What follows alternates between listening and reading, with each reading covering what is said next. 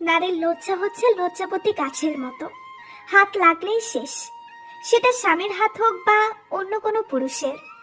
এই হাত লাগা শুধু শারীরিক স্পর্শে না, পুরুষের সঙ্গতায়ও নারীর লজ্জা কেটে যায়। যে মেয়ে যত বেশি পুরুষের স্পর্শে যাবে তার লজ্জা তত কমবে।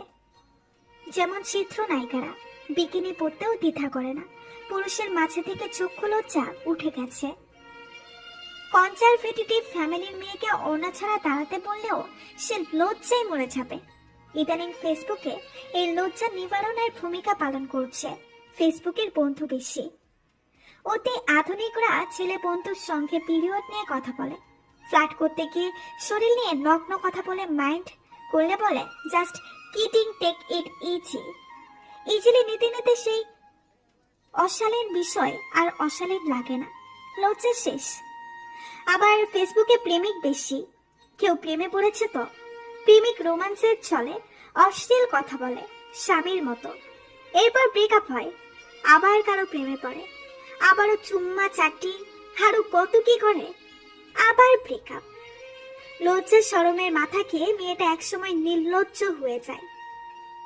প্রেম নারীর লজ্জাশীলতাকে গ্রাস করে, পুরুষের সব বিলীন হয়ে যায়। নারীর কাছে পুরুষের উপস্থিতি ইয়াবার মতো, প্রথমে একটা খেলেই পিনিক আসে, পরে 20 থেকে 25টা খেলেও কাজ হয় না। ব্যাস, একসময় পুরুষের প্রতি ফিলিংস কাজ করে না। প্রেমিকের ভালোবাসা তার কাছে পানসে লাগে। একটার পর একটা পুরুষ বদল করে, কিন্তু স্থির হতে পারে না। জানাশোনা শেষ হলেই আর ভালো লাগে না, বোরিং লাগে। কারণ ডিফারেন্ট টেস্ট নিতে নিতে ভালোবাসার অনুভূতিই শেষ। মুরব্বীরা বলতেন বিয়ের পরে মেয়ের লজ্জা কমে, বাচ্চা হবার পরে আরো কমে যায়। তখন বুঝতাম না, ভাবতাম লজ্জা ফুরার মতো কিছু, বিয়ের পরে গলে যায়।